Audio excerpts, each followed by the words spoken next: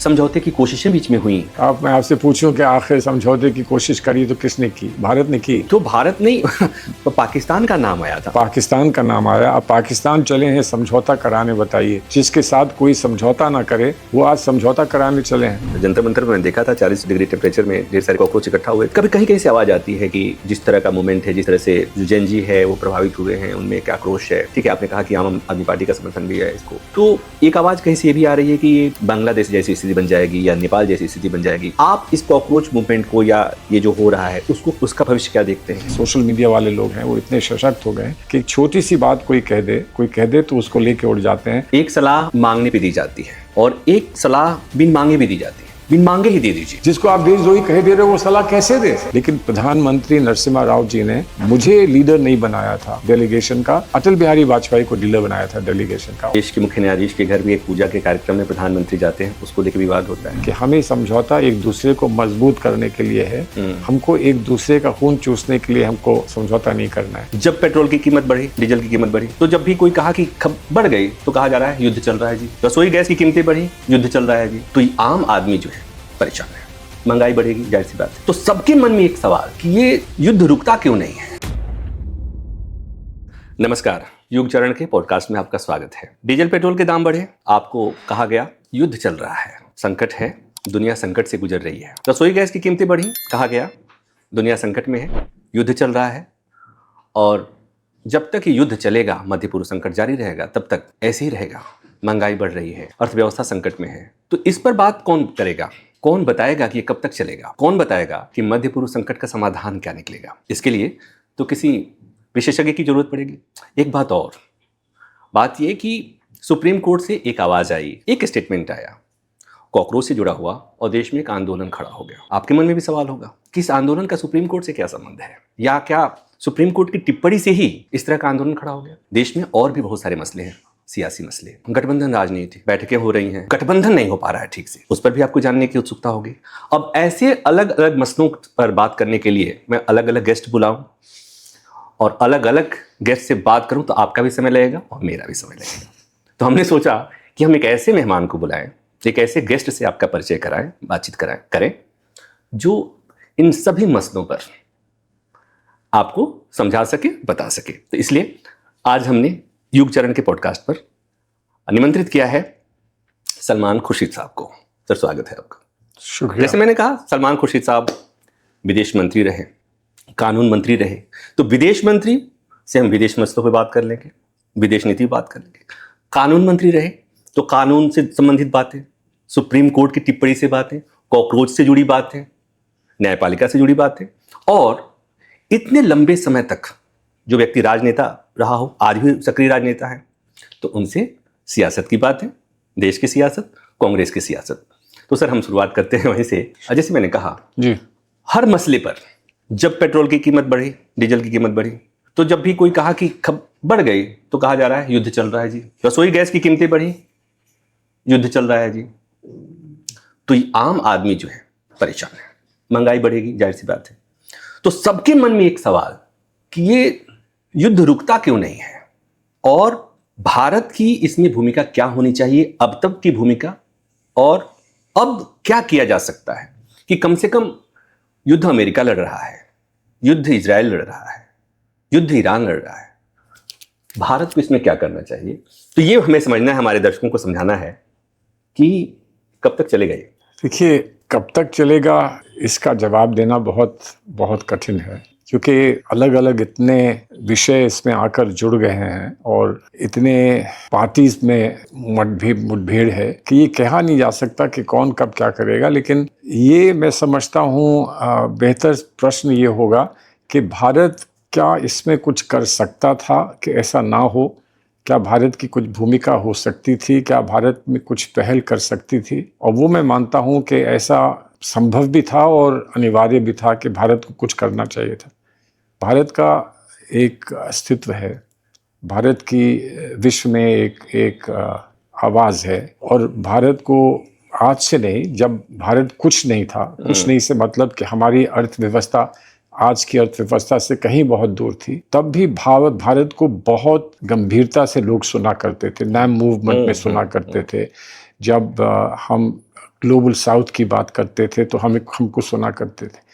अब हमें बड़ा हर्ष इस बात का है कि हम हाई टेबल पर पहुंच गए हैं। हम G20 को लीड करते हैं, हम ब्रिक्स को लीड करते हैं और दुनिया में बड़े से बड़ा और मजबूत से मजबूत देश जो है वो भारत की तरफ देखता है। हाँ, सुनता नहीं भारत की यूरोप में नहीं सुनी, भारत की वेस्ट एशिया में नहीं सुनी, भारत की ईरान इजराइल के युद्ध में नहीं सुनी, भारत जब व्यापार करना चाहता है, ट्रेड एग्रीमेंट चाहता है तो उसमें नहीं सुनी जाती। तो ये क्या हो गया है, क्या बात है कि ऐसा हुआ है। और देखिए, जब भी व्यवस्था बिगड़ती है या चरमराती है तो उस समय कोई ना कोई तो नेतृत्व देना चाहिए, किसी को तो आगे बढ़कर कुछ करना चाहिए। हमने क्या किया? हम करते और तब भी कुछ ना होता तो दूसरी बात थी, लेकिन क्या हमने किया? छोटे छोटे देश हैं, नॉर्वे है, नॉर्डिक छोटे छोटे देश हैं, जब कहीं विवाद होता है तो वो जाकर उसको सुलझाने का प्रयास करते हैं। श्रीलंका में जब विवाद हो रहा था तो वहाँ जाकर नॉर्वे और जो देश हैं उन्होंने जाकर उसको सुलझाने का प्रयास किया। छोटे छोटे देश जाते हैं, हस्तक्षेप करने का प्रयास करते हैं और जाकर रास्ता दिखाने की बात करते हैं। भारत क्यों घर बैठा रहा? भारत ने क्यों नहीं कुछ कहा और क्यों नहीं कुछ किया? और इसीलिए करते कि इनको कम से कम ये सोचना चाहिए था, पारदर्शिता के साथ ये सोचना चाहिए था कि हम पर इसका प्रभाव बहुत अच्छा नहीं पड़ेगा, चलिए इसलिए हम चलकर कुछ करें। मैं अक्सर ये कहता हूं कि रूस हमारा देश है, एक हमारा मित्र देश है और रूस के साथ हमारे संबंध सुरक्षित रहें और पले बढ़ें और अच्छे हों, वो मैं समझता हूं सभी लोगों का उस पर समर्थन रहेगा। लेकिन हमारा मित्र है, अगर वो कुछ कर रहा था जिसका दुष्प्रभाव भारत पे पड़ने वाला था, तो क्या हम उनसे ये नहीं कह सकते थे कि मित्र अभी ऐसा मत करो, अभी रुक जाओ, तुमको कोई कष्ट है, कोई कुंठा है, तुम्हें कोई तकलीफ है, चलिए बैठकर बात करते हैं, हम उसमें आपको कुछ सहयोग कर सकें, मदद कर सकें तो हम करेंगे। लेकिन कम से कम हमसे एक बात तो कर लो, हमसे कम से कम एक बार चर्चा तो कर लो कि आप यूक्रेन के साथ क्या करने जा रहे हो, आप यूरोप के साथ क्या करने जा रहे हो। तो हमसे बात तो होनी चाहिए थी कम से कम। किसने हमसे बात करी? इजराइल ने जो कुछ किया, क्या हमसे बात करके किया? अमेरिका ने जो कुछ किया, क्या हमसे बात करके किया? जो कुछ भी हुआ ईरान के साथ हुआ, क्या उसमें हमारी कोई बात करी? किसी ने हमसे ये पूछा कि हम ईरान पे हमला करने जा रहे हैं और ईरान के नेतृत्व को हम समाप्त कर देंगे, तो क्या हमसे पूछा किसी ने? और अगर हमसे पूछते तो हम क्या कहते? क्या हम एक प्रभावशाली तरीके से ये कहते कि नहीं, आप जो कर रहे हो वो गलत है? क्यों गलत है? क्योंकि भारत ने जो अपना एक पहचान बनाई है, वो इस बात की पहचान बनाई है पंचशील के समय से कि हम किसी और देश की अंदरूनी मामलों में दखल नहीं देते हैं। कितना भी हमको कष्ट हो, कितनी भी हमको तकलीफ हो, कितना भी हमको कुंठा हो, लेकिन हम किसी देश की व्यवस्था को जाकर बिगाड़ने का प्रयास नहीं करते हैं। और जो अंतर्राष्ट्रीय स्तर पर जो भी व्यवस्थाएं हैं उनका उपयोग करें, उनका प्रयोग करें और उनके माध्यम से हम हालात बेहतर करने की कोशिश करें। ये भारत ने हमेशा कहा है, लेकिन आज क्या भारत अडिग है इस बात पर? क्या ये कोई कह सकता है कि भारत ने जो कहा वही करके दिखाया? ये एक बहुत बड़ा प्रश्न है। दो चीजें हुई, एक तो ये कि हमारी जो पहले पंचशील वाली नीति थी कि हम दखल नहीं देंगे, अभी क्या हम दखल देने की स्थिति में हैं? ये दोनों में अंतर है। भाई देखिए, दखल नहीं देंगे, हम क्या इसलिए कहते थे कि हम स्थिति में नहीं है इसलिए हम कह रहे हैं कि हम दखल नहीं देंगे? हमारे पास क्षमता नहीं थी इसलिए हम कह रहे थे। हमारी पॉलिसी थी, ये पॉलिसी थी, उसमें एथिक्स भी थी। आज क्या है, आज आप अंतर्राष्ट्रीय स्तर पर आपने हर चीज को ट्रांजैक्शनल कर दिया है, सौदा। हम तुम्हारे साथ कुछ सौदा करेंगे, हम तुमसे कुछ वेपन्स खरीदेंगे, हम तुमको अपना बाजार देंगे, हम वहाँ जाकर अपने लोग आपको देंगे, हम चाहते हैं कि हम जाकर आपकी इंडस्ट्री में काम करें। ये सौदों की बात होती है, एथिक्स की बात कहीं नहीं होती है, मानवता की बात नहीं होती है, नैतिकता की बात नहीं होती है। भारत ने जब नाम मूवमेंट को अपना समर्थन दिया था तो नैतिकता के आधार पर दिया था और उसके पीछे बाकी देश भी आए थे। इसलिए कि जब नैतिकता की आप बात करोगे तो अच्छे लोग आएंगे, लोग उसके साथ जुड़ेंगे। लेकिन जहां आप सौदे करोगे तो फिर वो तो आप जैसे बाजार में जाकर अपने लिए कुछ खरीद के ले आते हो तो दूसरा उसमें क्या रुचि लेगा? वो कहेगा इनके पास पैसे हैं, ये खरीद रहे हैं, हमारे पास नहीं है तो हम नहीं खरीद सकते हैं, यही तो कहेगा। भीख तो नहीं मांगेगा ना आपसे। लेकिन जहां नैतिकता की लीडरशिप, नैतिकता का आप नेतृत्व देते दुनिया को, वहां लोग आपके पीछे चलते थे और यही भारत की पहचान थी। भारत ने जो अपनी विदेश नीति बनाई थी, उस विदेश नीति को प्रभावित किसने किया? हमारी गांधीयन सोच ने किया। गांधी जी हर चीज में एथिक्स रखते थे। गांधी हर चीज में ये मानते थे कि आपका जो मन है वो स्वच्छ रहे, और स्वच्छ मन से आप किसी कार्य को करें तो वही सही कार्य होगा। बिना स्वच्छ मन के आप कोई कार्य करते हैं तो वो कार्य से साध्य की पवित्रता, साधन की पवित्रता, साधना की पवित्रता आज वो कहाँ है? गांधी का नाम हम लेते हैं, नादिक का नाम लेते हैं, लेकिन साधना कहाँ है, पवित्रता कहाँ है? एक बहुत बड़ा प्रश्न है। साधन पवित्र होगा तो साध्य खुद ब खुद पवित्र हो जाएगा। लेकिन एक बात आपने कही कि कोई सुनता नहीं है, कोई पूछता नहीं है। अखबार में खबरें आ रही हैं, स्टेटमेंट आया कि ट्रंप ने कहा कि मोदी इज गुड, मेरे अच्छे मित्र हैं। पुतिन की तरफ से आया कि इंडिया हमारा अच्छा दोस्त है। तो ये किस तरह की मित्रता है? वही तो मैं पूछ रहा हूँ। ये मैं पूछ रहा हूँ कि पुतिन के साथ हमारे टेस्टेड संबंध हैं। जब हम पर जब भी बुरा वक्त पड़ा तो पुतिन हमारे साथ खड़े रहे, और पुतिन के साथ सिर्फ एक ट्रांजैक्शनल दोस्ती नहीं, बल्कि उनके साथ एक आइडियोलॉजिकल, एक विचारधारा का भी संबंध था। पंडित नेहरू ने और इंदिरा जी ने जो विशेष संबंध बनाए रूस के साथ, वो सिर्फ सामरिक नहीं थे, उसमें विचारधारा का भी बहुत बड़ा भाग, बहुत बड़ा रोल विचारधारा का भी था। हमने भी एक सोशलिस्ट ड्रीम देखा था। हम भी चाहते थे कि मानवता को एक एकता के आधार में हम जोड़ सकें, सबको बराबर के सम्मान, सबको अवसर जीवन में हम दे सकें। और ये प्रेरणा कहाँ से ली थी? ये प्रेरणा यूरोप वहाँ से ली थी, रूस से ली थी ये प्रेरणा। और जो आज़ादी की प्रेरणा हमने ली थी वो अमेरिका से ली थी। अमेरिका का जो कॉन्स्टिट्यूशनल लिबर्टीज़ का एक विचार का एक तस्वीर थी, उसको हमने अपने यहाँ अपनाने की कोशिश की थी। और इसीलिए हम नॉन अलाइन थे कि कुछ हमको अमेरिका का अच्छा लगता था, कुछ हमें रूस का अच्छा लगता था। कभी रूस का ज़्यादा अच्छा लगता था, कभी अमेरिका का ज़्यादा अच्छा लगता था। लेकिन रूस ने हमारा साथ दिया समय समय पर, अमेरिका ने हमारा साथ समय समय पर नहीं दिया। इस बात का हमें दुख था। और अमेरिका की अपनी विचारधारा थी, अपने उसकी समस्याएं थी। अमेरिका ने नेटो बनाया, अमेरिका ने पाकिस्तान को समर्थन दिया। तो इसलिए उस कारणवश हमको उतना समर्थन अमेरिका का नहीं मिला, और इस बात का हमको दुख है और दुख रहेगा। लेकिन आज हमसे लोग ये कहते हैं, आज जब हम अपने विश्व बंधुत्व की बात करते हैं, और आज जब हम अपनी फॉरेन पॉलिसी की बात करते हैं, तो हमसे लोग ये कहते हैं कि आप कांग्रेसी गलत थे। कांग्रेस की विचारधारा जो थी वो सही नहीं थी इस देश के लिए। आप जो है पिछलग्गू नहीं बनना चाह रहे थे, लेकिन आप किसी के साथ जुड़ना भी नहीं चाह रहे थे, और आप नहीं जुड़े इसलिए आप अकेले रह गए। ये बात नहीं है कि हम नहीं जुड़े इसलिए अकेले रह गए। हम अकेले इसलिए रह गए कि हमने वहां जुड़ने का प्रयास किया जहां जुड़ने की कहीं हमने तय किया था कि हम ऐसे ही रहेंगे, हमें किसी का पिछलग्गू नहीं बनना है। और हमको नहीं बनना था, और हम नहीं बने। और हम आज जहां पर हैं वो इसीलिए है कि हम पिछलग्गू नहीं बने। अगर पिछलग्गू बन गए होते तो हमारा क्या होता? और अगर हमने उस समय अपनी मार्केट्स खोल दी होती और हमने अपना स्टेट कंट्रोल अपनी इकोनॉमी में ना रखा होता, तो आज क्या होता पता नहीं। हमारे यहाँ सिविल वॉर होती, या हमारे यहाँ झगड़े बढ़ते, या हमारे यहाँ बिखराव होता। इसलिए कि हमने ये कहा कि हम 2 रोटी कम खा के अपने साथी और सहयोगी को भी 1 रोटी देंगे, इसलिए कि सब लोगों को कुछ मिले। और जब हमने कांग्रेस पार्टी ने यूपीए के समय में जब हमने एक सेफ्टी बास्केट बनाई और हमने कहा कि हर एक को घर मिले, हर एक को खाना मिले, हर एक को रोजगार मिले, हर एक को अस्पताल मिले, बच्चे को फ्री शिक्षा मिले, निःशुल्क शिक्षा मिले, तो आखिर वो क्या था? वही हमारा सपना था। साकार होगा वो सपना इस बात के लिए कि हम सबको एक समान अवसर देंगे इस जगह पर। इसलिए हम उसके साथ थे, और इसमें हमको सहयोग जिसने दिया उसको हम उस सहयोग का हम स्वीकार करते हैं और उसकी हम प्रशंसा करते हैं। और उसमें बहुत बड़ा हाथ रूस का और जो सोवियत ब्लॉक था उसका बहुत बड़ा हाथ रहा, बावजूद उसके कि हमने खुलकर ये कहा था कि हम किसी ब्लॉक के साथ नहीं रहेंगे, हम आज़ाद रहेंगे, हम नॉन अलाइन रहेंगे, किसी ब्लॉक का हिस्सा नहीं बनेंगे।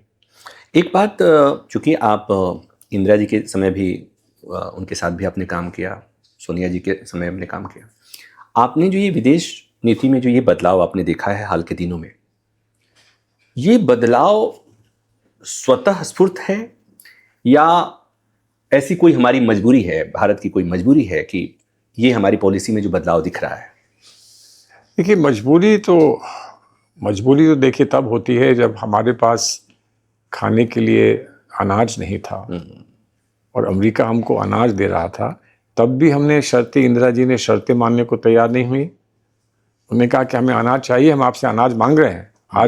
आज हम उतना अनाज नहीं पैदा करते हैं, हम उतना वीट नहीं पैदा करते हैं और PL 480 फंड्स लगाए गए और हमको अनाज भेजा गया। लेकिन जब उन्होंने कहा कि हमारा 7वां बेड़ा आएगा और 7वें बेड़े को आपको सम्मान करना होगा, तो इंदिरा जी ने कहा कि 7वां बेड़ा आए या कोई सा बेड़ा आए, लेकिन बांग्लादेश में जो हमारा कमिटमेंट है उस कमिटमेंट से हम पीछे नहीं हटेंगे। इंदिरा जी ने ये कहा ना, तो क्या तब भी कोई कह सकता था कि मजबूरी है इसलिए हमको मानना पड़ रहा है, हमको पेट भरना है इसलिए हमको मानना पड़ रहा है? नहीं माना ना, नहीं माना। बहुत कुछ चीज़ हम कर सकते थे जो हमने नहीं की, और इस कारणवश नहीं की कि हमने ये कहा कि हम किसी के साथ जुड़ेंगे नहीं, हम किसी के साथ जो भी समझौता करेंगे या जो भी काम करेंगे, बात करेंगे, वो बराबरी की होगी, समानता की होगी। हम किसी से दब के नहीं कुछ करने के लिए तैयार हैं, ये हमने कहा ना। हमको न्यूक्लियर रिएक्टर्स अमेरिका ने देने से इनकार किया, फिर उन्होंने कहा कि आप नॉन प्रोलिफरेशन ट्रीटी पर, NPT पे आप साइन करिए और आप प्रोलिफरेशन ना करिए, आप अपना बम ना बनाइए, आप परमाणु शस्त्र ना बनाइए, तभी हम आपको कुछ देंगे। और हमने कहा कि वो संभव नहीं है। इसलिए संभव नहीं है कि हमारे पड़ोसी बना चुके हैं, एक पड़ोसी बना चुका है, एक पड़ोसी बनाने जा रहा है, और वो संभव नहीं है कि हम ना बनाएं। हमको अपनी सुरक्षा का भी तो, अपनी सामरिक सुरक्षा का भी तो ख्याल रखना है। हमको भी कमिटमेंट है अपने जनता के लिए, उनकी सुरक्षा के लिए, अपने देश की सुरक्षा के लिए। तो हम इस पर दबेंगे नहीं। और हम पर दबाव डाला गया कि नहीं डाला गया?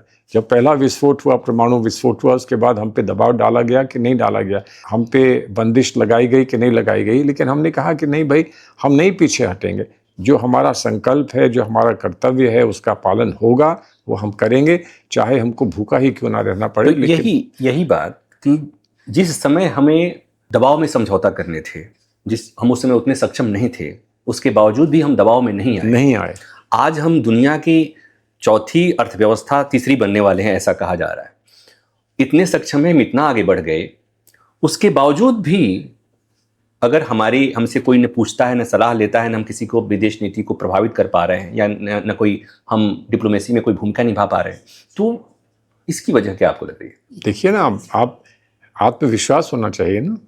अगर किसी को अपने पे विश्वास है और अपने समाज पे विश्वास है, तो वो कोई भी आपत्ति का सामना कर सकता है। लेकिन अगर विश्वास नहीं है तो आप झुकेंगे। अगर आप किसी को खुश करने के लिए और किसी की चापलूसी करने के लिए आप चाहेंगे कि आप जाएं और उसकी जी हुजूरी करें, तो फिर जाहिर है आपकी छवि वो नहीं रह सकती जो आपकी छवि आत्मविश्वास वाली छवि होती है। और आज सच्ची बात यह है कि हमारे सामने एक उदाहरण है, किसका है? चीन का उदाहरण है। अब कोई चाहे कि हम उसके लिए चीन से लड़ जाएं, और वो चाहे कि हम चीन पर अंकुश लगाएं उसके लिए, ये नहीं कि आप अपने लिए लगाएं। हमने तो आज तक भी विदेश नीति में इतना बदलाव आया, उसके बावजूद हमने ये नहीं अभी तक माना है, खुलकर ये बात नहीं कही है कि हम चीन के साथ अच्छे संबंध नहीं चाहते। राजीव गांधी के समय से आज तक हमने यही कहा कि हमारे कुछ समस्याएं हैं चीन के साथ, लेकिन हम अच्छे संबंध चाहते हैं, हम पड़ोसी देश हैं, हम उनके साथ अच्छे संबंध चाहते हैं। हमने कभी ये नहीं कहा कि हम प्रतिशोध की नीति चाहते हैं, हम चीन के साथ झगड़ा करना चाहते हैं, हमने कभी ऐसा नहीं कहा। लेकिन हम ये जानते हैं कि चीन हमसे कहीं आगे पहुंच चुका है, और अगर वो कहीं आगे पहुंच चुका है तो हम क्या किसी तरह से चीन के साथ बातचीत करके एक सहयोग की एक स्थिति बना सकते हैं कि नहीं बना सकते हैं? कुछ हमको भी तो समझ होनी चाहिए कूटनीति की, कि हम कूटनीति को इस्तेमाल करके चीन को किस तरह से अपने साथ ले सकते हैं। चीन कोई हमको दुख नहीं पहुंचाना चाहता, हमको कोई कष्ट नहीं पहुंचाना चाहता, हमको कोई चोट नहीं पहुंचाना चाहता, लेकिन चीन के कुछ मान्यताएं हैं, चीन का कुछ अपना एक विजन है, चीन की कुछ प्राथमिकताएं हैं, और उनसे हम कहाँ जुड़कर काम कर सकते हैं और अपनी प्राथमिकताओं को भी पूरा कर सकते हैं, ये सवाल है। लेकिन किसी ने कभी चीन से बैठकर कोई गंभीरता से बात की है? झूला झूल लेना चीन के साथ काफ़ी नहीं होता, किसी से गले मिल लेना काफ़ी नहीं होता ना। आपको ज़मीन के अंदर घुसकर, जड़ों तक पहुंचकर आपको विदेश नीति और विदेश संपर्क बनाने की और विदेश संबंध बनाने का प्रयास करना होता है। अब ये जो क्राइसिस चल रहा है, इस क्राइसिस का इम्पैक्ट है वो एकदम हमारे समाज के सबसे निचले तबके तक, जब रसोई तक पहुंच जाए, इसका मतलब कि आप समझ सकते तो हैं घर में आ गया। और ऐसे में चूंकि जैसा आपने कहा कि हमें नहीं दिख रहा है कि कब रुकेगा ये युद्ध, कब रुकेगा, समझौते की कोशिशें बीच में हुई और उसमें हमारे किसने की मैं आपसे पूछूं कि आखिर समझौते की कोशिश करी तो किसने की? भारत ने की। तो भारत नहीं पाकिस्तान का नाम आया था। पाकिस्तान का नाम आया। अब पाकिस्तान चले हैं समझौता कराने। बताइए, जिसके साथ कोई समझौता ना करे वो आज समझौता कराने चले हैं। और वो समझौता कराने चले हैं किसकी शय पर चले हैं? अमेरिका की शय पर चले हैं। और हमने 20 साल से क्या अमेरिका से कहा है कि पाकिस्तान को ट्रस्ट मत करिए, पाकिस्तान को अपना संबंधी ना मानिए। और आप ये देखिए कि कभी हमारी बात को माना। किसने माना? वो हिलरी क्लिंटन थी, जब वो सेक्रेटरी ऑफ स्टेट थी, तो उन्होंने कहा कि आप अगर अपने पिछवाड़े में सांप रखोगे तो वो आपको एक ना एक दिन धंसेगा। ये कहा कि नहीं कहा? किस संदर्भ में कहा था? पाकिस्तान के संदर्भ में कहा था। तो एक दफा किसी ने अमेरिका में ऐसा कह दिया, लेकिन लगातार हमारे प्रयासों के बावजूद अमेरिका में कभी ये भावना तो नहीं देखने को मिली और ना ही आज देखने को मिली। हमारे यहाँ से तो किसी को लंच पे नहीं व्हाइट हाउस में बुलाया गया, लेकिन वहाँ से एक फील्ड मार्शल को बुलाया जाता है, तारीफ के पुल बांधे जाते हैं एक फील्ड मार्शल के।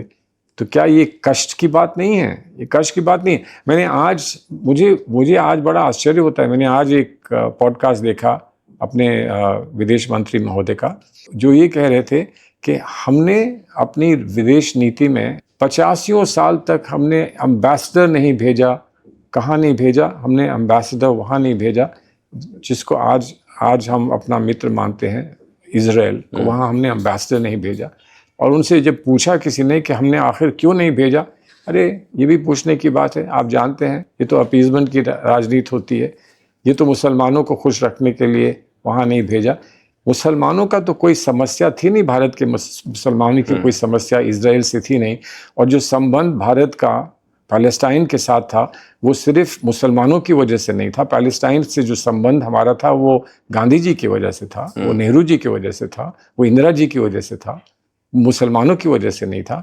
जब हमने आज़ादी की लड़ाई में कमाल अतातुर्क का साथ दिया तो वो मुसलमानों की वजह से नहीं दिया, वो हमने इसलिए दिया था कि अंग्रेज़ों का जो विरोध कर रहा था और अंग्रेज़ों के खिलाफ जो लड़ रहा था, हमको भी उसी का समर्थन करना था, उसी का हमको साथ देना था।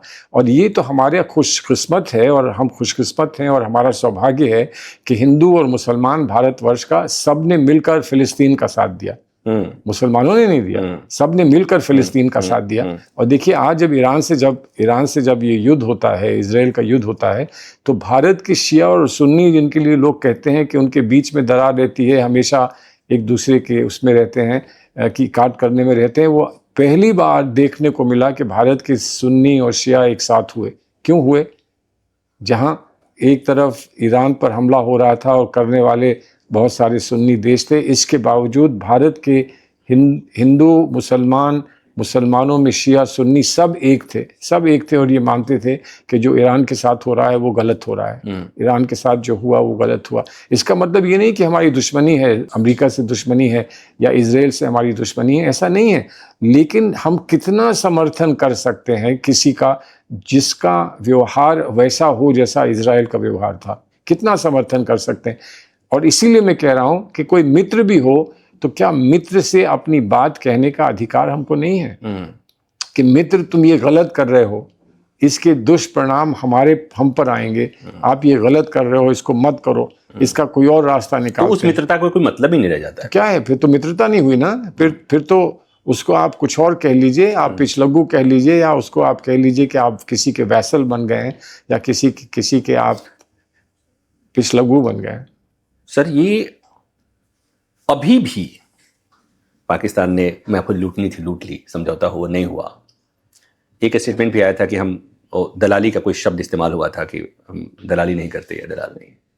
अभी क्या कोई ऐसी स्थिति आपकी नज़र में बन रही है जहां पर भारत अब से भी कोई सकारात्मक भूमिका निभा सकता है इसमें, इस क्राइसिस को कंट्रोल करने में? कैसे जिस भारतवर्ष में जो सत्तारूढ़ दल है उसके नेता कभी विपक्ष के दल के नेताओं से बात करने के लिए तैयार नहीं रहता है। हम आपस में बात करने का प्रयास करते हैं, हम इंडिया अलायंस की बैठक करते हैं और सबके सामने होती है, आप लोग सब देखते हैं उसको, सबके सामने होती है। हमारे जहाँ पर एक दूसरे के बारे में कुछ कमी है तो बहुत सारा एक दूसरे का सहयोग का भी एक वहाँ पर वातावरण है। लेकिन जो भी करते हैं हम खुलकर करते हैं, पारदर्शिता से करते हैं, दुनिया के सामने करते हैं। लेकिन क्या भारत में कभी सत्तारूढ़ दल का और विपक्ष का कभी कोई आपस में कोई संबंध होता है, कभी कोई चर्चा होती है? हमको भारत अगर ये ना बताए, भारत की सरकार हमको ये ना बताए कि हम विश्व में क्या करना चाहते हैं, तो हम कैसे उनका सहयोग करें? हमें जब चीन के साथ समस्या हुई थी तो हमने ये कहा था, या पाकिस्तान के साथ ऑपरेशन सिंदूर हुआ था तो हमने कहा था कि हम पूरा सहयोग, ये हमारा दायित्व बनता है कि हम पूरा सहयोग सरकार का करें, और हम करेंगे, और हम कर रहे हैं। लेकिन एक सवाल इस बात का भी आता है कि आप जितना बताओगे हमें उतना ही हम सहयोग कर पाएंगे। एक चीज और हम कह रहे हैं, एक सलाह मांगने पे दी जाती है और एक सलाह बिन मांगे भी दी जाती है। बिन मांगे ही दे दीजिए। जब आप किसी को देशद्रोही कह दोगे, विपक्षी नेता को आप देशद्रोही कह दोगे, क्योंकि अगर वो जाकर ये कह रहा है कहीं पर कि भारत में और प्रेस को और फ्रीडम होना चाहिए, भारत में हम जिस तरह से चुनाव लड़ते हैं उसमें और स्क्रूटिनी होनी चाहिए, इतना वो कहता है, तो उस पर आप उस बेचारे को ये कहते हो कि वो देशद्रोही है, देश हित में नहीं बात अपनी कह रहा है। तो फिर बात कैसे हो? सलाह कैसे दें? जिसको आप देशद्रोही कह दे रहे हो वो सलाह कैसे दे? उसको कम से कम एक दफ़ा बैठा के चाय पीकर और ये कहो कि भाई हम जानते हैं कि आपने भी बहुत दिन सत्ता चलाई है, आपका भी एक अनुभव है, आपके साथ भी वो लोग हैं जो बहुत गहराई से इन समस्याओं को जानते हैं, समझते हैं, सामरिक बातों को बहुत आसानी से समझते हैं। उनके सहयोग से आप हमको कुछ बताना चाहें तो बताइए, और अगर वो अच्छा आपका परामर्श हमको मिलेगा तो हम ये दुनिया के सामने कहेंगे कि आपने हमको अच्छा परामर्श दिया है। तो इसकी पहल किसको करनी चाहिए? विपक्ष को करनी चाहिए कि सत्तारूढ़ दल को करनी चाहिए?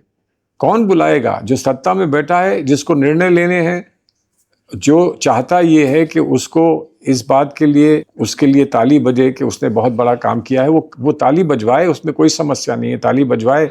लेकिन कहीं ना कहीं तो ये भी कहे कि इसमें मुझे योगदान कहाँ से मिला है, और उनसे मिला है जिनको मैंने बुलाकर पूछा कि बताइए हमको क्या करना चाहिए। देश की एक आवाज़ होनी चाहिए। मुझे आज याद आता है कि जब हम पाकिस्तान का सामना करने जिनेवा गए थे, मैं उस वक्त स्टेट मिनिस्टर था फॉरेन अफेयर्स का, लेकिन प्रधानमंत्री नरसिम्हा राव जी ने मुझे लीडर नहीं बनाया था डेलीगेशन का, अटल बिहारी वाजपेयी को लीडर बनाया था डेलीगेशन का, और ये कहा था कि अटल जी आएंगे, आप पहले से जाओ, वहाँ पूरी तैयारी करो, अटल जी आएंगे, और उस पर आखिरी 3 दिन की जो वहाँ पर चर्चा होगी उसमें अटल जी रहेंगे और आपका नेतृत्व करेंगे। और हमने मिलकर पूरे भारत की तरफ से एक ध्वनि में, एक भाषा में हमने पाकिस्तान को मुंह तोड़ जवाब दिया था, और हम वहाँ से सफल होकर आए थे। तो वो भी एक दृश्य था, वो भी एक व्यवस्था थी, और आज की भी एक व्यवस्था है। सर, हम तो ये देख रहे हैं कि अर्थव्यवस्था पर जो इसका इम्पैक्ट है, जैसा हमने कहा कि रसोई तक, हम जीडीपी पे तो जाएंगे ही नहीं, रसोई तक हमारे जब पहुंच गई बात, आप इसे कितने बड़े संकट के तौर पर, आर्थिक संकट के तौर पर आप क्या प्रेडिक्ट कर पा रहे हैं, आप क्या देख पा रहे हैं? इसलिए कि जैसा आपने कहा कि नहीं पता कि ये क्राइसिस कब तक जारी रहेगा, नहीं पता कि ये युद्ध कब रुकेगा, तो चीज़ें कितनी ख़राब हो सकती है? देखिए, बहुत चीज़ें हैं। हर चीज़ की बात, जो हर बात पर प्रकाश सब लोग नहीं डाल पाते हैं, लेकिन एक बहुत बड़ी समस्या, एक तरफ तो ये दबाव है, अर्थव्यवस्था पे ये दबाव है जो युद्ध के कारण है। दूसरी तरफ पिछले 10 साल में क्या हुआ है इस देश में कि जो प्राइवेट इन्वेस्टमेंट है इस देश का, वो तकरीबन समाप्त हो गया है। जो भी प्राइवेट इन्वेस्टमेंट आ रहा है वो यहाँ नहीं आ रहा है, वो देश के बाहर जा रहा है। और हम कहाँ से ना ग्रोथ रेट मेंटेन कर पाएंगे अगर प्राइवेट इन्वेस्टमेंट नहीं होगा? सरकार कितना खर्च कर सकती है, और फिर कितना कर्जा है अब इस सरकार पर? कभी भी इतना कर्जा इस सरकार पे नहीं हुआ जितना आज इस सरकार पर, हमारे देश पर कर्जा है। तो कहीं से भी अर्थव्यवस्था चरमरा सकती है, किसी समय भी चरमरा सकती है। और हमारी राजनीति में हमको सिर्फ दिखावा करना है, हमको सिर्फ ये कहना है कि हमने 15 लाख यहाँ डाले, 10 लाख यहाँ डाले, 5 लाख यहाँ डाले। प्रोडक्टिविटी भी तो हो, आप जो पैसा खर्च कर रहे हो उससे कुछ निकल कर भी तो आए देश के लिए और समाज के लिए, ताकि आप ये कह सकें कि अगर हमने कुछ खर्च किया है तो हमने कुछ कमाया भी है। तो कहाँ है वो पारदर्शिता से? ये बात कहाँ हो रही है? और अगर आज ही की ये खबर है ना, आज हमने 10 या 12 कितने हमने परमाणु शस्त्र जो है डिप्लॉय करे हैं। अभी तक डिप्लॉयमेंट नहीं होता था। पीस टाइम में हम कभी परमाणु शस्त्र डिप्लॉय नहीं करते थे, उनको अलग रखा जाता था। डिलीवरी व्हीकल्स अलग होती थी, शस्त्र जो थे वो अलग होते थे। अब हमने उनको डिप्लॉय किया है, इसका मतलब कि वो इन यूज कंडीशन है। ये चुपचाप इससे क्यों हुआ है? क्या दुनिया में अब कोई हम पर कोई परमाणु संकट आ गया है जिसके कारण ये वर्ष हमको ये करना पड़ा है, या सिर्फ ये अपनी मस्कुलैरिटी दिखाने का है कि हम बहुत बड़े पहलवान हैं, हम बहुत बड़े पहलवान हैं? ये पहलवान के चक्कर में कहीं हम पूरे विश्व को नष्ट ना कर दें। अमेरिका और रूस का ये जो पहलवानी का झगड़ा था, आप जानते हैं उसमें हम कहाँ तक पहुँच गए थे। तो कहीं पहलवान बनने के चक्कर में हम बहुत बड़ा कोई नुकसान दुनिया का ना कर डालें, ये एक बहुत बड़ा सवाल है। इस पर गंभीरता से चर्चा होनी चाहिए, इस पर सोचना चाहिए। हमने ये कहा था कि हमको परमाणु शस्त्र बनाना अनिवार्य है, क्योंकि हमारे पास पड़ोसी हैं जिनके पास परमाणु शस्त्र हैं या बहुत जल्दी उनके पास आ जाएंगे। लेकिन हमने ये भी साथ साथ कहा था कि हमारी डॉक्ट्रिन ये है, न्यूक्लियर डॉक्ट्रिन हमारी ये है कि there will be no first use. हम पहले कभी अपना इस्तेमाल नहीं करेंगे। किसी पर ये था कि नहीं था? क्या उसमें अब कोई बदलाव आ रहा है? क्या उसमें कुछ परिवर्तन आ रहा है? क्या हमने जाकर यूनाइटेड नेशंस में राजीव गांधी ने जाकर जब ये कहा था कि विश्व में परमाणु शस्त्र समाप्त हो जाएं, इस विश्व को हम परमाणु शस्त्रों से मुक्त कर दें, एक तरफ तो हमारी ये आवाज़ थी, हमारी ये ध्वनि थी, और आज हम डिप्लॉय कर रहे हैं परमाणु शस्त्र। तो हो सकता है इसकी आवश्यकता हो, ये नहीं कहता हूँ मैं कि आवश्यकता नहीं है। अगर है तो उसको कुछ संकेत तो देने चाहिए। डिफेंस मिनिस्ट्री की कंसल्टेटिव कमेटी है हमारे, और इनके संबंध हैं, पार्लियामेंट में ये लोग मिलते हैं, पार्लियामेंट के अलावा भी भेंट होती है, बात होती है। कहीं ना कहीं तो कुछ संकेत तो यही बात तो मैं पूछना है मुझे कि मुलाकात होती है, औपचारिक अनौपचारिक मुलाकातें होती हैं, ऑपोजिशन के लीडर साथ में बैठते हैं।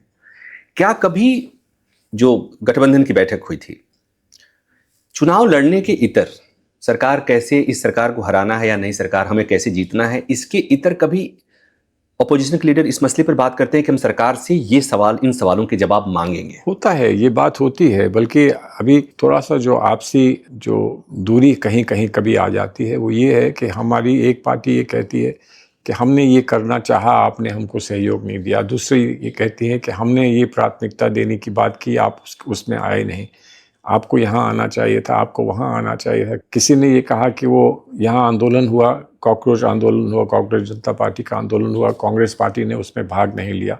अब कांग्रेस पार्टी ने अगर भाग नहीं लिया तो कांग्रेस पार्टी उस आंदोलन में भाग कैसे ले जहाँ कांग्रेस को ही बुरा कहा जा रहा है? जो लोग ये कह रहे हैं कि कांग्रेस ने हमको कमज़ोर किया है, कांग्रेस ने हमको पीछे हटाया है, कोई लोग वहाँ ये कह रहे हैं, सब लोग नहीं कह रहे हैं, कुछ लोग कह रहे हैं। इसलिए कह रहे हैं कि उन्होंने ये चाहा कि कांग्रेस उनके साथ समझौता करे और गुजरात में और पंजाब में और दिल्ली में और हर जगह और यूपी में अपनी सीटें जो हैं, बहुत बड़ी संख्या में अपनी सीटें उनको दे दें। तो कांग्रेस का ये काम तो नहीं है ना कि कांग्रेस किसी और के लिए बिस्तर बनाएगी और कहेगा आप लेट जाओ और अब आप सुनहरे सपने देखो। लेकिन कॉकरोच की अगर बात, कॉकरोच के प्रदर्शन की बात करें, आम आदमी जो जनता है, पार्टी नहीं है, आम आदमी जो जनता है, आवाम है, उनके भीतर तो ये बात है ना कि कॉकरोच जनता पार्टी का ये जो मूवमेंट है, जहाँ प्रोटेस्ट हुआ या होने वाला है, हो रहा है, ये दरअसल देश में परीक्षा प्रणाली में गड़बड़ी है, पेपर लीक घटनाएं हैं, एग्जामिनेशन में जो भी गड़बड़ियां हैं, इसको लेकर एक आंदोलन हो रहा है। तो इसमें तो इस आंदोलन से प्रत्येक परिवार या प्रत्येक दूसरा परिवार प्रभावित है। तो इस आंदोलन में तो सभी पार्टियों को, सभी करप्शन के विरोध में जो आंदोलन हुआ था, जो आंदोलन आम आदमी पार्टी का हुआ था, करप्शन के विरोध में हुआ था ना, तो उसमें भी सबको होना चाहिए था, उसमें भी कांग्रेस को होना चाहिए था। कांग्रेस को तो नहीं बुलाया था उसमें। कांग्रेस का विरोध करने में ये कहा था कि कांग्रेस करप्ट है, कांग्रेस पे आरोप लगाया, इसलिए कि उस समय कांग्रेस की सरकार थी, यूपीए की सरकार, इसलिए उस कांग्रेस की सरकार थी और ये सरकार में आना चाह रहे थे। तो थोड़ा दूरदर्शी होना चाहिए ना हर व्यक्ति को कि आज हम जिसको अटैक कर रहे हैं उसको अटैक करेंगे तो कल क्या होगा। कांग्रेस को अटैक किया, कांग्रेस को समाप्त किया, कांग्रेस को पीछे कर दिया, उसके परिणाम क्या हुए? आज वही परिणाम हुए जिसको आज ये अटैक करने की बात कर रहे हैं। तो कल किसी को अटैक कर रहे थे, आज किसी और को अटैक कर रहे हैं। तो थोड़ा सा अपने आप भी तो कुछ करके दिखाया होता, अपने आप भी तो कुछ करके दिखाया होता। हम पर तो सिर्फ आरोप लगते थे, कि आपने यहाँ हस्ताक्षर कर दिए, आपने ये कागज़ इधर से उधर कर दिया, आपने ये जवाब नहीं दिया, आपने इस बात का उल्लेख नहीं किया। हम पे तो वही सिर्फ प्रश्न ऐसे उठाए जाते थे हमारे बारे में। इनके तो कितने लोग जेल हो आए हैं, तो इनका जेल जाना जो है वो, ये आप आम आदमी पार्टी की बात कर रहे आम आदमी पार्टी की बात कर रहा हूँ कि वो जेल जा चुके हैं। हैं। इसका मतलब कि आप कॉकरोच मूवमेंट को मान रहे हैं कि आम आदमी पार्टी वो तो बहुत खुला हुआ है, बात बड़ी खुली है। लेकिन ऐसा नहीं है कि वो आम आदमी पार्टी से निकले हुए लोग हैं कि वो कोई नया आंदोलन या कोई एक नई व्यवस्था नहीं बना सकते, ऐसा नहीं है। लेकिन अगर थोड़ा सा संकोच हमें है तो वो संकोच का तो अधिकार हमको बनता है ना, कि आप वहाँ तक मार्च के महीने तक, अप्रैल के महीने तक आप उनके साथ रहे, उनके ही स्पोक्स पर्सन बने रहे, उसके बाद आप कॉकरोच बन के बाहर निकल आए।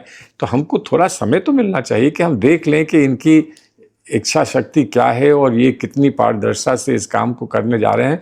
नीट के साथ जो हुआ उसमें कौन साथ नहीं देगा किसी का? जिस तरह से लोगों के साथ दुर्व्यवहार हुआ है नीट को लेकर, उसमें कांग्रेस या कोई और पार्टी क्यों नहीं साथ देगी? हम देंगे।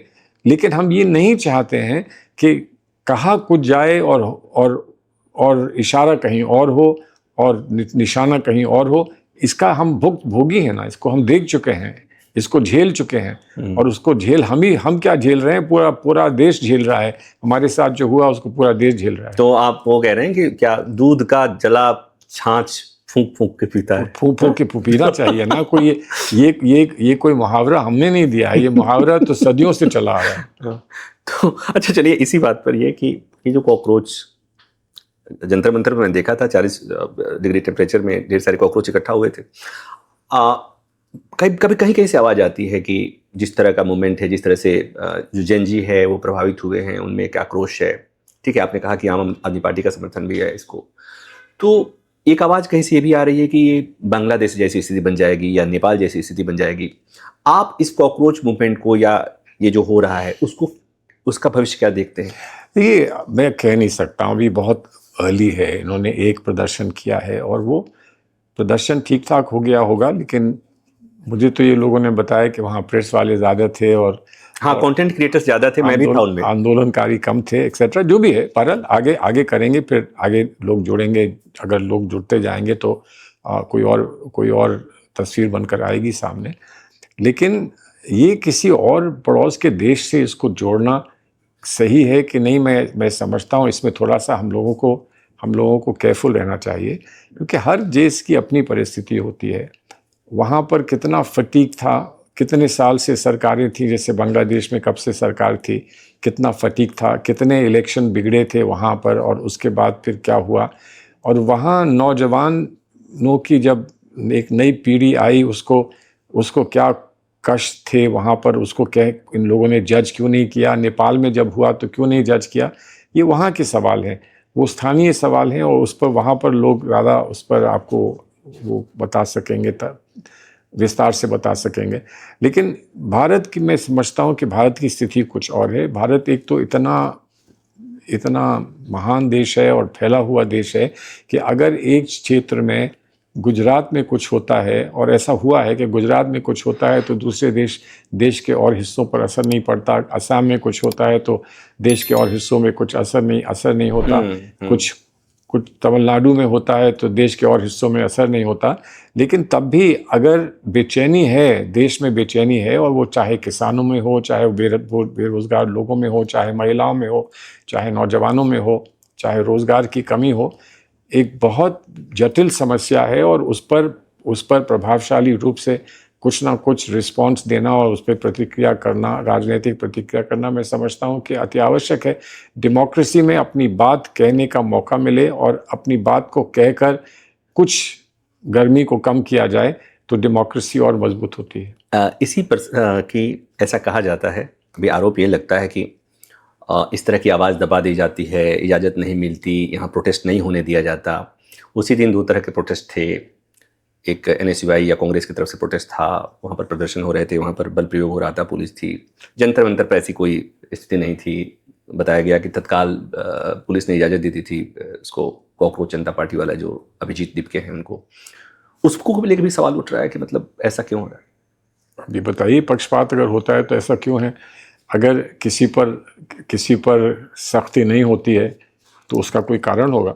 आपको क्या लगता है? या तो आप ये कहें कि ये अच्छा काम कर रहे हैं, अच्छा काम कर रहे हैं, युवक हैं, अच्छा काम कर रहे हैं, और हमको बड़ा खेद है कि इनको जो शिकायत है वो शिकायत नहीं होनी चाहिए, खुलकर कहो। ये खुलकर नहीं कहा जाता। यहाँ बैठकर अंदर अंदर कमरों में बात होती है कि इनको कैसे कैसे छूट मिल गई, इनको जहाँ 7 दिन का नोटिस पीरियड होता है तो इनको एक ही दिन में कैसे कैसे आज्ञा मिल गई, और वहाँ पर पुलिस क्यों नहीं थी, और हर जगह पर आपके वाटर कैनन्स होते हैं और वहाँ कोई वाटर कैनन नहीं थे, और प्रेस को कितनी आसानी से जाने दिया गया। तो एक सवाल तो उठता है। चलिए, अगर वो अच्छे लोग हैं और अच्छा काम कर रहे हैं तो आगे भी करेंगे, और देखेंगे कि आगे क्या होता है, कहाँ तक होता है। इसी कॉकरोच से जुड़ा हुआ सवाल है। चूंकि मैं एक पूर्व कानून मंत्री से ही बात कर रहा हूँ, न्यायपालिका से जुड़ी हुई बात है। हाल के दिनों में आपने देखा कि न्यायपालिका से इस तरह की टिप्पणियां आती हैं। कई बार न्यायपालिका की तरफ से टिप्पणियां आती हैं, कई बार न्यायपालिका को टारगेटेड टिप्पणियां होती हैं, सरकार की तरफ से आती हैं, सांसदों की तरफ से आती हैं। तो ये जो मूवमेंट या कॉकरोच जो शब्द आया वो न्यायपालिका की तरफ से आया था, संदर्भ जो भी रहा हो, न्यायपालिका की तरफ जो टिप्पणियां आ रही हैं, इस तरह की बातें हो रही हैं, क्योंकि आप सीनियर एडवोकेट हैं, इतने दिन से आप जुडिशरी को देखे हैं, कानून मंत्री रहे हैं, आप इसको किस तरह देख रहे हैं? देखिए, मैं नहीं समझता हूँ कि ये कोई बहुत अनोखी बात है।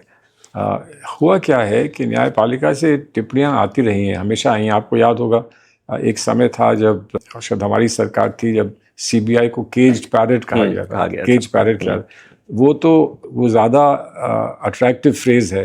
आप कॉकरोच से उसको मिलाने की कोशिश करें तो केज पैरेट ज़्यादा अट्रैक्टिव फ्रेज है, और उसमें बहुत मतलब है केज पैरेट में। लेकिन पहले क्या था कि ऐसी बातें आती थी, वहीं पर ख़त्म हो जाती थी, या कहीं अखबार में 1 लाइन 2 लाइन आ गई सच। अब कितने ये सशक्त हो गए हैं, जो सोशल मीडिया वाले लोग हैं, वो इतने सशक्त हो गए हैं कि एक छोटी सी बात कोई कह दे तो उसको लेके उड़ जाते हैं, और फिर वो कहा जाता है कि वो लाखों उसके फॉलोअर्स आ गए हैं और मिलियन उनके फॉलोअर्स आ गए। तो ये दबाव जो न्यायाधीशों पे ये दबाव पड़ता है वो बहुत अच्छा नहीं है। और न्यायाधीशों ने कई दफ़ा इस बात को कहा भी है, उन्होंने अपनी शिकायत दर्ज भी की है कि हम लोगों को इस तरह से ट्रीट नहीं, क्योंकि हम जवाब नहीं दे सकते हैं, न्यायाधीश जवाब नहीं दे सकते, उनको जो बात कहना होता है वो जजमेंट्स के माध्यम से ही कहते हैं। हाँ, जब सुनवाई चल रही होती है तो उसमें कोई ना ऑब्जर्वेशन आ जाता है, ऑब्जर्वेशन आता है, लेकिन वो ऑब्जर्वेशन कभी बहुत सीरियसली नहीं लिया जाता, इसलिए कि जब तक न्यायाधीश उस ऑब्जर्वेशन को अपने जजमेंट में ना लिख दे, जब तक वो ये ना कह दे कि जजमेंट में ये चीज़ को मैं दोहरा रहा हूँ, तब तक उसको अधिकृत रूप से नहीं लिया जाता है और सुना जाता है। जैसे वार्ता होती है, कभी कभी वकील भी कुछ कह देते हैं, कभी न्यायाधीश कभी कुछ कहता है, तो मैं नहीं समझता हूँ कि उसको इतना। लेकिन सर, ऑब्जर्वेशन जो सुप्रीम कोर्ट की टिप्पणियां हैं, जजेस की टिप्पणियां हैं, बड़ी मायने रखती हैं। मैंने तो देखा हुआ है कि एक बार वही कोल ब्लॉक में हुआ था, जब पूछा गया था कि क्या वो मंत्री अभी भी कुर्सी पर हैं, उसके बाद से यहाँ इस्तीफे भी होते हैं।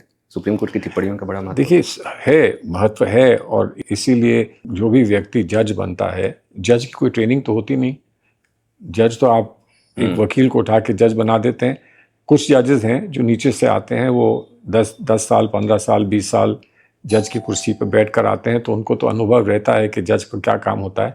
लेकिन कुछ लोग तो ऐसे होते हैं जो पहले दिन से जज बन के आते हैं, उससे पिछले दिन तक वकालत कर रहे होते हैं, अगले दिन वो जज बन जाते हैं, तो उनको ट्रेनिंग का तो मौका नहीं मिलता। वो जो भी सीखते समझते हैं वो दूसरों को देख कर, और जब वो वकील रहे हैं, उन्होंने जजेस को देखा है, तो उनसे प्रेरित होकर वो जो भी अपना स्टाइल बनाते हैं, जो अपनी तरीका बनाते हैं, उससे वो चलते हैं। लेकिन आज के ज़माने में सोशल मीडिया के होते हुए मैं मानता हूं कि हमको, जजेस को क्या, हम लोगों को जो राजनीति में हैं उनको भी बड़ा केयरफुल रहना पड़ता है कि हम कब क्या बात कह दें और उसका कितना बड़ा बतंगड़ बना दिया जाए, और उसके बाद आप सफाई देते रहिए। कितनी कोशिश कर लो, सफाई कितनी दे दो, वो सफाई फिर नहीं हो पाती, क्योंकि आप वहाँ तक फिर पहुँच ही नहीं पाते जहाँ लोग लेकर उठ जाते हैं। सर, ये मैं इसलिए टिप्पणी पे मैं बहुत जोर दे रहा हूँ कि बिहार चुनाव के बाद, चुनाव के नतीजे आ गए, बिहार चुनाव के बाद वहाँ की जो एक नई पॉलिटिकल पार्टी प्रशांत किशोर की, जनसुराज की तरफ से एक पिटीशन आई थी सुप्रीम कोर्ट में, और उसमें कहा गया था कि चुनाव के दौरान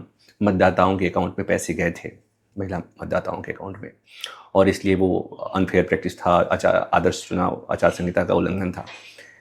सुप्रीम कोर्ट में सुनवाई के दौरान सुप्रीम कोर्ट से जो टिप्पणी आई थी कि आपको जनता ने नकार दिया है और आप यहाँ पर पब्लिसिटी के लिए आए हैं। कुछ चीज़ें फैसले में नहीं आती, लेकिन सुप्रीम कोर्ट की तरफ से जब ये टिप्पणी किसी पॉलिटिकल पार्टी के लिए जाती है। आप क्या समझते हैं कि जो सुप्रीम कोर्ट का जज होता है या हाई कोर्ट का जज होता है वो हमसे आपसे कुछ अलग होता है? हमारे ही समाज से निकले हुए लोग होते हैं, उनके भी कुछ उनकी धारणाएं होती हैं, उनके भी रिएक्शंस होते हैं, रिस्पॉन्सेज होते हैं। और संभवतः ऐसी कोई बात जब कोई जज कहता है तो संभवतः वो सही भी होती है।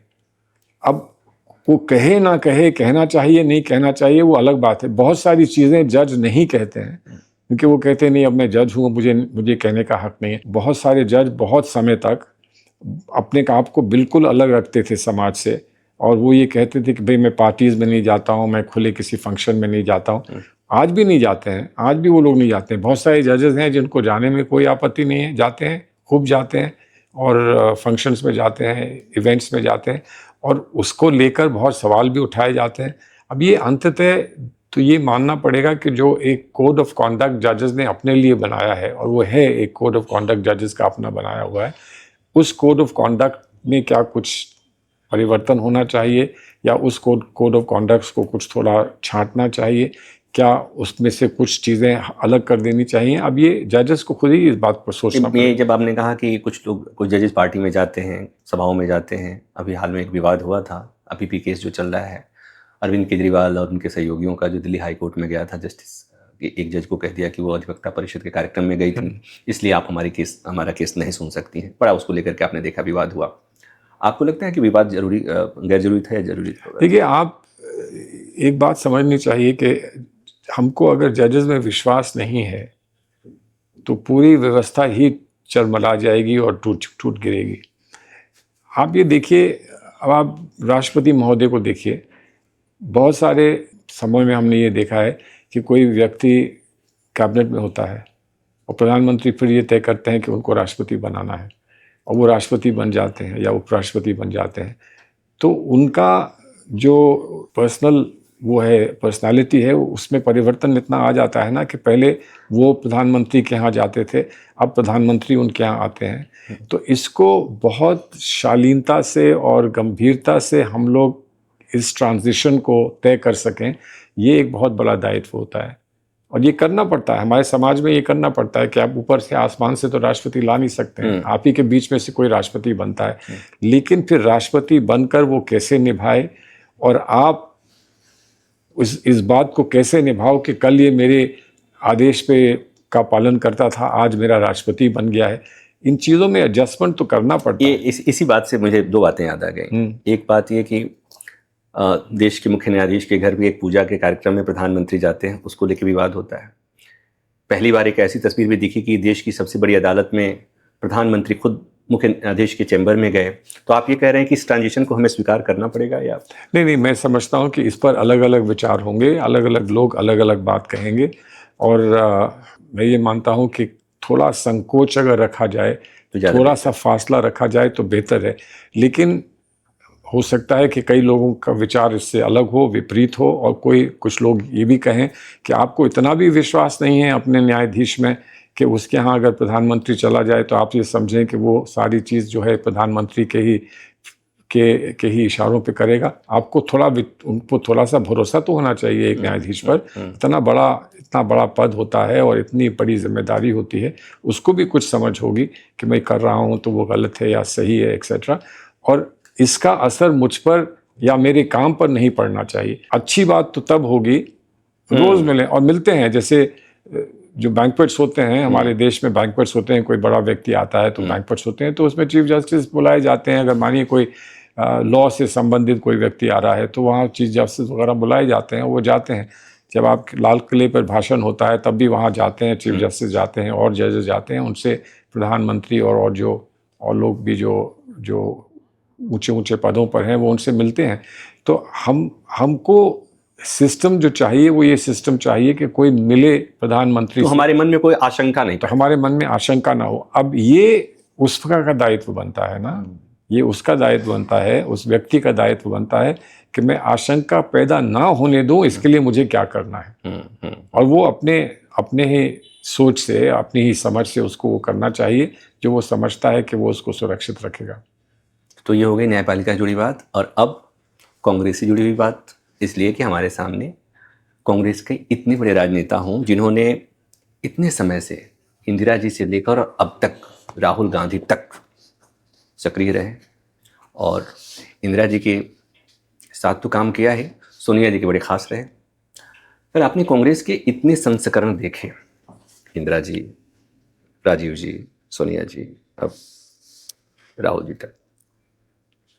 कांग्रेस, हम कभी जब बात करते हैं पश्चिम बंगाल में तो कांग्रेस नहीं, बिहार के चुनाव में कांग्रेस नहीं। ये आपको पीड़ा होती होगी कि जिस पार्टी को हमने इस हालत में देखा है, इतने वजूद के साथ देखा है, होती होगी। देखिए, जो कांग्रेस से जिसका लगाव है और जिसकी परवरिश कांग्रेस में हुई है, हम में से बहुत सारे लोग हैं, मैं अकेला खुद ऐसा नहीं हूँ, बहुत सारे लोग हैं जिनकी परवरिश कांग्रेस में हुई, कई पीढ़ियों से कांग्रेस में हैं। मैं ये मान के चलूँ कि मैं थर्ड जनरेशन हूँ, कहीं फोर्थ जनरेशन लोग भी हैं कांग्रेस में रहे हैं। और दुख तो होता है जब कोई मिलता है और वो ये कहता है कि देखिए मेरे 3 जनरेशन्स कांग्रेस में रहे हैं, और उनसे पूछो आज कहाँ हैं आप, आज भी कांग्रेस में हैं? तो वो मुस्कुरा के कहता है कि नहीं भाई, अब तो हम कांग्रेस में नहीं हैं, हमने अपना एक नया रास्ता ढूंढ लिया है। तो उसका दुख तो होता है, ये सुन के दुख तो होता है। और जब समाज में परिवर्तन आते हैं तो उन परिवर्तन के साथ आपको भी बदलना होता है, आपको भी परिवर्तन अपने में लाना होता है, और शायद वो हम पूरी तरह से नहीं ला पाए। लेकिन हमारा सौभाग्य है कि हमको बहुत अच्छे नेता समय समय पर मिलते रहे हैं, और जो बहुत अच्छे नेता हमको समय समय पर मिलते रहे हैं, उनका सौभाग्य ये रहा और हमारा सौभाग्य ये रहा कि उन्होंने समय समय पर कांग्रेस को सत्ता में लाने का प्रयास किया और उसमें सफल रहे। तो ऐसा नहीं है कि कांग्रेस 100 साल से सत्ता में नहीं है, कांग्रेस 10-20 साल से सत्ता में नहीं है, कहीं पर रहती है, कहीं पर नहीं रहती है। लेकिन अभी एक प्रयास हो रहा है कि कांग्रेस को फिर से जागरूकता प्राप्त हो, और कांग्रेस जो नई पीढ़ी है, नई पीढ़ी का सही प्रतिनिधित्व कर पाए, और नए लोगों को, नौजवान लोगों को अच्छे पदों पर लाने का जो प्रयास कांग्रेस का है, वो कहीं ना कहीं अवश्य कामयाब होगा, सफल होगा, ऐसा हमारा मानना है। लेकिन ये नई पीढ़ी की जो बात आप कह रहे हैं, नई पीढ़ी में जो नए लोग आए, बहुत लोग आए और बहुत लोग जल्दी जल्दी चले गए, मतलब आप नाम गिनाने की जरूरत नहीं है। आप हाँ, ठीक है, वो आते हैं, जो जल्दी आता है वो अक्सर जल्दी चला भी नहीं, जाता है। दूसरे जनरेशन वाले भी चले गए। नहीं गए हैं, इसमें बहुत सारे गए हैं, और इस बात का दुख है, सच्ची बात है कि हमको दुख है। अब क्यों चले गए वो तो हर एक पर विस्तार से अगर कोई खोज करे तो वो बता सकता है कि वो आपको क्या लगता गए तो कोई नहीं, कुछ महत्वाकांक्षाओं में गए, कुछ लोग ये शायद समझते थे कि हमको अगर जीवन में कोई सत्ता प्राप्त नहीं होती या हमको कोई पद नहीं मिलता तो हमारा जीवन जो है वो अधूरा रह जाएगा।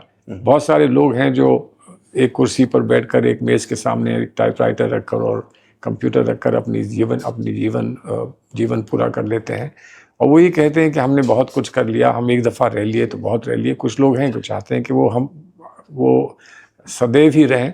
तो अब वो हर एक व्यक्ति पे डिपेंड करता है, और वो इस बात पे भी डिपेंड करता है कि जब आपकी ट्रेनिंग हो रही होती है, जब आप तैयार होते हैं, नौजवान होते हैं और आप काम शुरू करते हैं पार्टी के लिए, तो किस तरह से आपकी ट्रेनिंग होती है, क्या आपका स्वभाव बनाने का प्रयास होता है, कैसा आपको अनुभव होता है, किस तरह के लोग आपको सुधारते हैं, संभालते हैं, संवारते हैं, तो उसका एक बहुत बड़ा प्रभाव पड़ता है।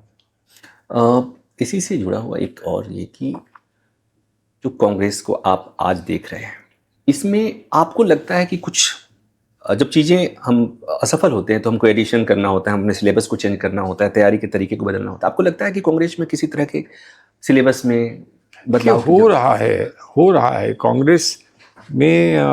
सच्ची बात यह है कि बहुत प्रयास चल रहे हैं, बहुत सारे प्रयास, और विभिन्न प्रयास हुए। जैसे जब इनको प्रशांत किशोर को लाकर प्रयास किया गया कि प्रशांत किशोर हमको एक जो टेक्निक्स हैं पॉलिटिक्स की उसको समझा सकें, सिखा सकें। अब वो कहीं चुनाव में प्रभावी रहे, कहीं पर उन्होंने चुनाव जिताया, दूसरी पार्टियों को जिताया, हमारे पास आए, हमको जिताने की कोशिश करी। उत्तर प्रदेश में उन्होंने बहुत मेहनत करी, बहुत काम हुआ उत्तर प्रदेश में, लेकिन उत्तर प्रदेश में उनको सफलता नहीं प्राप्त हुई। पंजाब में उनको सफलता प्राप्त हो गई, उत्तर प्रदेश में सफलता प्राप्त नहीं हुई। लेकिन इस पर बहुत विचार पार्टी में हुआ, तो ये पार्टी में फाइनली ये लगा कि हम बाहर से कुछ सीख लें, समझ लें, लेकिन अंततः हमको खुद ही करना होगा, इंटरनल ही करना होगा। और वो हो रहा है, और उसमें बहुत समय राहुल गांधी जी जो हैं वो इसी चीज़ को देते हैं, और उनका ये प्रयास है। कभी कभी मुझे लगता है कि वो ये सोचते होंगे कि मैं और जल्दी इसको क्यों नहीं कर पा रहा हूँ, इसलिए कि जब एक बना हुआ ढांचा होता है तो उसमें परिवर्तन लाना, उसमें बदलाव लाना, उसमें समय लगता है। लेकिन बहुत समय हो गया, मतलब समय कुछ नहीं हुआ है, मतलब इतना समय एक 20-22 साल तो राहुल गांधी के हो ही गए। एक पार्टी के जीवन में इतना समय कुछ नहीं होता है। जब बड़े परिवर्तन समाज में आ रहे हों तो वो कुछ नहीं होता है। 20-22 साल कुछ नहीं होते हैं, 50 साल कुछ नहीं होते हैं। लेकिन हाँ, ये मत हम भूलें कि उन 20-22 सालों में समय समय पर हमको ऑक्सीजन मिलती रही। कहीं पर हम आ गए, कहीं पर हमारे पाँव मजबूती से ज़मीन पर आ गए, कहीं पर हम थे वहाँ पर हम नहीं रहे, और आज तक निराशा की कोई लहर हमारी पार्टी में नहीं आई है। ऐसा आपको लगता है? मैं मानता हूँ कि निराशा की लहर नहीं आई है। कभी कभी हम ये सोचने लगते हैं कि अब हमको और अच्छे दिन कब दिखेंगे और इससे बेहतर दिन कब दिखेंगे, लेकिन मैं ये मानता हूँ आपने ये इतनी सकारात्मक बात कही कि आपको निराशा नहीं दिखती है, लेकिन मैं जो ग्राउंड पे जो कांग्रेसी कार्यकर्ता है, कांग्रेस को जो विचारधारा के, तो वो बेचारे, देखिए ऐसा है, अगर मैं किसी से बात करता हूँ तो वो ये कहता है मुझसे, तो आप तो बहुत कुछ रह लिए, आप कैबिनेट में रह लिए, आप किस किस पद पे रह लिए, आप प्रदेश कांग्रेस के अध्यक्ष 2 दफ़ा रह लिए, आपको तो सब कुछ मिल गया, हम यहाँ सिर्फ अपनी कुटिया से निकलते हैं, हमें कोई झंडा लिए चाहते हैं, हमें कभी कुछ नहीं मिला। तो उसके लिए मुझे दुख होता है, उसके लिए दुख होता है कि वो सिर्फ टिकट चाहता था कि एक दफ़ा चुनाव लड़ सके, और चुनाव नहीं लड़ पाया। इतने नए नौजवान आए हैं, वो सब अभिलाषा रखते हैं कि हम भी चुनाव लड़ेंगे, और उनको हम चुनाव लड़ाएं और ऐसी जगह से लड़ाएं कि वो जीत कर आएँ। तो मैं ये समझता हूँ कि हमको कुछ नहीं मिला, उस पर हमको निराश नहीं होना चाहिए, लेकिन जिसको मिला है उसको थोड़ा सा ये सोचना चाहिए कि मुझे बहुत कुछ मिल चुका है, अब दूसरों को भी मिल जाए तो बहुत अच्छा होगा। उनके लिए रास्ता दो। यूपी में क्या देख रहे हैं? यूपी में चुनाव आने वाला है। देखिए, 2 प्रश्न हैं यूपी में, अब पता नहीं खुलकर इस पर बात हो सकती है कि नहीं हो सकती है। लगता तो ये है कि अभी हम यूपी में जो समझौते की स्थिति है, जो अलायंस की स्थिति है, उससे अभी हम अलग नहीं हो पाए हैं। बहुत मेहनत बहुत हुई है यूपी में। कई अध्यक्ष आए, मैं 2 दफ़ा अध्यक्ष रहा, हमारे बाद कितने ही अध्यक्ष आए, बहुत अच्छे अच्छे अध्यक्ष आए, जिसमें कि राज बब्बर भी आए, जिसमें और लोग आए, बहुत बड़े बड़े लोग आए, अच्छे अच्छे काम किए, और हर एक ने बहुत उत्साह के साथ और बड़े संकल्प के साथ यूपी में एक नई पार्टी बनाने की कोशिश करी। बहुत नए लोग भी आए, और पार्टियों से आए, जो लोग वहाँ पर कामयाब रहे, फिर किसी कारणवश वो पार्टी छोड़कर हमारे पास आना चाह रहे थे, तो हमने उनको भी लिया। और बहुत सारे लोग आए उसमें, जैसे पुनिया जी आए थे, वो पुनिया जी तो उसमें थे, ज़्यादा संबंध उनका और पार्टियों से था जिन्होंने उत्तर प्रदेश में सत्ता चलाई थी, लेकिन पुनिया जी आए, उनके बेटे आए, आज वो MP हैं, और ये लोग आकर जुड़े और जुड़कर इस तरह से समा गए और इस तरह से एब्सॉर्ब हो गए हमारी पार्टी में कि बहुत मजबूती उन लोगों ने दी। इस किस्म के बहुत सारे लोग ऐसे आए, लेकिन हम अभी वहाँ नहीं पहुँच पाए हैं जहाँ भारतीय जनता पार्टी का जो वर्चस्व है वो देखते हुए हम अकेले लड़ सकें। अब ये है कि हमारे लोग अक्सर ये कहते हैं कि अगर हम अकेले नहीं लड़ सकते हैं तो हमको समझौता फलां से करना चाहिए, या हमको समझौता फलां से करना चाहिए। अब समझौता करने के लिए 2 हाथ चाहिए ना। अब हम आपसे समझौता करना चाहें, आप कहें हम नहीं चाहते हैं, तो फिर क्या फ़ायदा कि हम वही बात करते रहें कि आपके साथ समझौता करेंगे। तो हमारा नेतृत्व इस बात पर निर्णय लेगा, और जल्दी लेगा, मुझे पूरी उम्मीद है। बातचीत चल रही है, कई जगह पे बातचीत हो रही है, बहुत जल्दी निर्णय लेगा। और जब निर्णय होगा तो मेरी सिर्फ एक विनती है, जिससे भी हमारा समझौता हो। विनती ये है कि वो ये मान के चले कि हमें समझौता एक दूसरे को मजबूत करने के लिए है। हमको एक दूसरे का खून चूसने के लिए हमको समझौता नहीं करना है, एक दूसरे को मजबूत करना है, हो सकता है 2 कदम आप ज़्यादा रहो हमसे, हम 2 कदम पीछे रहें, या हमको थोड़ा आगे बढ़ने का मौका मिल जाए। लेकिन हमको सोचना ये चाहिए कि आज के लिए, आज की परिस्थितियों में हम दोनों मिलकर अगर सच्चे मन से काम करें तो हम सरकार वहाँ बना लेंगे, और सरकार बन जाएगी तो आगे क्या होता है वो आगे बताएगा। आप पिछले चुनाव, मुझे लगता है कि पिछले गठबंधन और पिछले चुनाव की उससे कह रहे हैं कि वो खून चूसने वाला नहीं होना चाहिए, समझौता होना चाहिए, सम्मान हर जगह। मैं इंडिया अलायंस के लिए भी ये कह रहा हूँ कि हम जहाँ भी हों, हम ये ना सोचें कि देखो हमको ये कोई शख्स मिल गया है, हम इसका थोड़ा सा खून चूस लेंगे तो हमें खून बढ़ जाएगा। ऐसा नहीं है। हम दोनों ओर से वो सहयोग करना चाहें कि जिससे दोनों मजबूत हो जाएं। दोनों की मजबूती ही हमारी सफलता है, एक की मजबूती और एक की कमजोरी सफलता नहीं होगी। सियासत की बात हो गई, अब एक ऐसी बात, अभी हाल में एक पॉडकास्ट हुआ है ललित मोदी का जी। और ललित मोदी ने आईपीएल को लेके एक खुलासा किया कि अच्छा। किस तरह से आईपीएल की फ्रेंचाइजी शशि थरूर के दबाव में दी गई सुनंदा पुष्कर को, और किसी बात से नाराज हो गई उस समय की सरकार, उनको डिस्ट्रॉय करने के लिए, या ढेर सारी चीज़ें उन्होंने कही, ढेर सारी चीज़ें कही हैं, और उस समय आईपीएल भारत में नहीं करके बाहर करना पड़ा। और उसमें उन्होंने ढेर सारी बातें कही कि किस तरह सरकार का दबाव था, किस तरह सोनिया गांधी का ऑफिस का दबाव था। आपको पता चली ये खबर? मैं शशि थरूर को बहुत अच्छी तरह जानता हूँ, मेरे मित्र रहे हैं, मेरे साथ कॉलेज में पढ़ते थे, मुझसे जूनियर थे शशि थरूर। और उसके बाद जब वो यूएन में थे तो उनसे समय समय पर, मैं फॉरेन मिनिस्टर में था तो उनसे समय समय पर संपर्क रहता था। और सुनंदा से मैं अलग मिला था, सुनंदा के विवाह से पहले मैं उनको जानता था, वो मिली थी और उनसे भी अच्छी दोस्ती मेरी हो गई थी। तो इसलिए जब उनके साथ वो घटना घटी, जो बहुत दुखित घटना थी कि उनको बहुत कम आयु में उनको जीवन त्यागना पड़ा, तो बड़ा अफसोस था। लेकिन ये आईपीएल में मैंने कभी बहुत ज़्यादा, हालांकि मुझे क्रिकेट में बहुत रुचि है, लेकिन मैंने आईपीएल में और आईपीएल की जो व्यवस्था है उसमें कोई बहुत ज़्यादा रुचि नहीं ली। तो मैं जानता नहीं हूँ कि उस लेवल पे किसने किससे क्या कहा और किसने किसका उपयोग करने का प्रयास किया। लेकिन हर चीज़ में, हर क्लब में, हर संस्था में, जैसे डीडीसीए आप देखिए, डीडीसीए के बारे में अगर कभी बात करने के लिए बैठेंगे उन लोगों के साथ जो डीडीसीए में रहे हैं, तो वो 50 कहानियाँ सुना सकते हैं। वो सच्ची हैं, असत्य हैं, आधी सत्य या मनोहर कहानियां, सत्य है या मनोहर कहानियां हैं, बहुत कुछ आ सकता है। तो जब तक आप उसके बारे में कुछ जाने ना, तो कहना संभव नहीं होगा। लेकिन ऐसा है कि जब भी ऐसी कोई चीज़ होती है तो कहीं ना कहीं किसी ना किसी नेतृत्व में किसी व्यक्ति को लेकर और उसके बहाने से ये कहा जाता है कि उनके कहने से ये हुआ या उनके आदेश पे ये हुआ। तो मैं नहीं समझता हूँ कि यहाँ किसी को इतनी रुचि होगी कि वो आईपीएल में दखल देंगे या आईपीएल में हस्तक्षेप करेंगे। तो हमारी कोशिश थी कि हम उन सारे मसलों पे बात करें जिससे हम बात कर सकते हैं, जिन मसलों पर बात कर सकते हैं। और मुझे लगता है कि आपके काम भर की बात हमने सर से निकलवा ली है, खुर्शीद साहब से निकलवा ली है। सर, आपने हमें इतना समय दिया, बहुत शुक्रिया। और बहुत युगचरण को इतना समय दिया। और युगचरण पर हम इस तरह की बातचीत, इस तरह के मेहमानों को अक्सर बुलाते रहते हैं। आगे भी हम किसी मेहमान को बुलाएंगे, आपसे मिलवाएंगे। फिलहाल के लिए इतना ही। नमस्कार सर।